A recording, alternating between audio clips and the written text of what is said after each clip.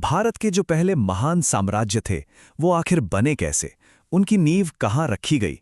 चलिए आज इतिहास के पन्नों को पलटते हैं और चलते हैं उसी रोमांचक दौर में जब छोटे छोटे कबीले विशाल राज्यों में बदल रहे थे। जी हाँ, ये कहानी है महाजनपदों की। तो इस पूरी कहानी की शुरुआत होती है एक सवाल से। सोचिए, क्या होता है जब कोई एक नया औजार, कोई एक नई टेक्नोलॉजी सब कुछ बदल कर रख दे। यही सवाल इस पूरी कहानी का दिल है, क्योंकि सच में एक धातु ने हमारे समाज को हमेशा हमेशा के लिए बदल दिया था। चलिए थोड़ा समय में पीछे चलते हैं। 6ठी शताब्दी ईसा पूर्व के भारत में सिंधु घाटी सभ्यता को गुजरे सदियां हो चुकी थी और अब गंगा के मैदानों में एक नई सुबह हो रही थी। इतिहासकार इसे भारत का दूसरा शहरीकरण कहते हैं। मतलब एक ऐसा दौर जब शहर और बड़े बड़े राज्य एक बार फिर से उभर रहे थे। तो सवाल ये है कि इतने बड़े बदलाव के पीछे आखिर था क्या? जवाब सिर्फ एक शब्द में है, लोहा। ये वो दौर था जिसे सचमुच लोहे ने ही घड़ा था। हाँ, इसे हम एक तरह की लौह क्रांति या आयरन रेवोल्यूशन कह सकते हैं। पर रुकिए, यहां बात सिर्फ तलवारों और हथियारों की नहीं हो रही है। असली गेम चेंजर तो कुछ और था। वो थे लोहे के फाल वाले हल और कुल्हाड़ियां। सोचिए, इन औजारों से घने जंगलों को साफ करना कितना आसान हो गया, कठोर जमीन को जोतना मुमकिन हो गया। और इसका नतीजा ये हुआ कि पहली बार इतने बड़े पैमाने पर खेती हुई कि जरूरत से कहीं ज्यादा अनाज पैदा होने लगा। इसी को कहते हैं कृषि अधिशेष। अब देखिए, जब लोगों के पास पेट भरने के बाद भी अनाज बचने लगा तो समाज का पूरा ढांचा ही बदलने लगा। और इसी बचे हुए अनाज ने, इसी अधिशेष ने गांव से राज्य तक के सफर की नींव रखी। इसी खाने की बहुतायत ने एक नए सामाजिक संगठन को जन्म दिया। और इसकी शुरुआत हुई सबसे छोटी, सबसे बुनियादी इकाई से, यानी परिवार से।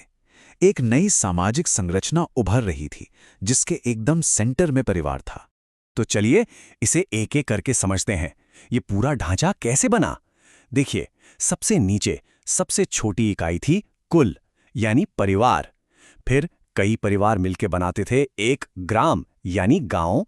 बहुत सारे गांव जब एक साथ आए तो बना एक जन, यानी कबीला। और फिर जब ये कबीले एक खास इलाके में बस गए तो वो इलाका कहलाया जनपद। इसका मतलब भी बड़ा सीधा है, जहां जन ने अपना पैर रखा। और जानते हैं, यही सबसे बड़ा, सबसे जरूरी बदलाव था। अब लोगों की पहचान सिर्फ उनके कबीले से नहीं थी, बल्कि उस जमीन से थी जिस पर वो रहते थे, जिस पर वो खेती करते थे। वो जो खानाबदोश जीवन था वो खत्म हो रहा था और एक क्षेत्रीय पहचान जन्म ले रही थी। बस इसी बदलाव ने राज्यों के बनने का रास्ता साफ कर दिया। और इसी पूरी प्रक्रिया का नतीजा क्या निकला? नतीजा था महाजनपदों का उदय। वो 16 महान साम्राज्य जिन्होंने भारतीय इतिहास का नक्शा ही बदल दिया। तो ये जो जनपद थे वो महाजनपद कैसे बन गए, वो शक्तिशाली कैसे हुए? जवाब था लगातार बढ़ती खेती, फलता फूलता व्यापार और इन दोनों की रक्षा के लिए बनाई गई स्थायी सेनाएं। इन्हीं ताकतों ने साधारण जनपदों को शक्तिशाली महाजनपदों में बदल दिया। बौद्ध ग्रंथ अंगुत्तर निकाय जैसे पुराने ग्रंथ हमें बताते हैं कि उस समय ऐसे 16 महाजनपद थे। जी हां, 16 बड़े और शक्तिशाली राज्य। अच्छा, इन 16 राज्यों में से कुछ नाम तो ऐसे हैं जो आज भी हम सबको पता है, जैसे कि मगध जो आज का बिहार है, या फिर काशी जिसे हम वाराणसी के नाम से जानते हैं। कुछ तो आज के भारत से बाहर भी थे, जैसे गांधार जिसकी राजधानी थी तक्षशिला, जो आज पाकिस्तान में है ना ये दिलचस्प कि कैसे ये पुराने राज्य आज भी हमारे नक्शे का हिस्सा है। लेकिन एक मिनट, ये 16 के 16 राज्य एक जैसे नहीं थे। इनके शासन के तरीके में, इनके भूगोल में काफी फर्क था। चलिए इसे थोड़ा और करीब से देखते हैं। अगर हम इन महाजनपदों के नक्शे को देखें तो एक बात बिल्कुल साफ हो जाती है। शक्ति का जो केंद्र था वो था गंगा का मैदान। आधे से ज्यादा महाजनपद, सोचिए, आधे से ज्यादा आज के उत्तर प्रदेश और बिहार में थे। जाहिर सी बात है, ये उपजाऊ इलाका ही उस दौर की राजनीति का पावर सेंटर था। और एक और मजेदार बात ये कि सभी महाजनपदों में राजा का ही शासन नहीं था। कुछ गणतंत्र भी थे जिन्हें गण संघ कहा जाता था। जैसे मगध में तो एक राजा होता था और उसके बाद उसका बेटा राजा बनता था। लेकिन वज्जी जैसे गणराज्यों में शासन एक सभा या एक काउंसिल चलाती थी, जो उस समय के हिसाब से एक तरह की शुरुआती डेमोक्रेसी ही थी।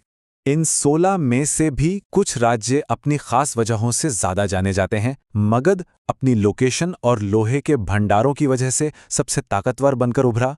अश्मक ये इकलौता ऐसा महाजनपद था जो दक्षिण भारत में था, और पश्चिम में था गांधार, जो व्यापार और शिक्षा का एक बड़ा हब था, खासकर उसकी राजधानी तक्षशिला। तो इन सब का मतलब क्या है? इसका ऐतिहासिक महत्व क्या है? ये दौर सिर्फ कुछ राज्यों के बनने और बिगड़ने की कहानी नहीं है। नहीं, ये उससे कहीं बढ़कर है। असल में इन 16 महाजनपदों के बीच जो लगातार लड़ाइयां और कंपटीशन चल रहा था, वो एक भट्टी की तरह था, जिसमें वो राजनीतिक और सांस्कृतिक जमीन तैयार हो रही थी, जिस पर आगे चलकर भारत का पहला महान साम्राज्य खड़ा हुआ। ये एकीकरण की प्रक्रिया की शुरुआत थी। और ये हमें एक आखिरी और बहुत ज़रूरी सवाल पर लाकर छोड़ देता है। जब इतनी सारी शक्तियां एक दूसरे से टकरा रही थीं, तो आखिर वो कौन सी एक शक्ति थी जो बाकी सब पर हावी होकर उन्हें एक साम्राज्य के झंडे के नीचे ले आई? इसका जवाब हमें इतिहास के अगले अध्याय में मिलेगा।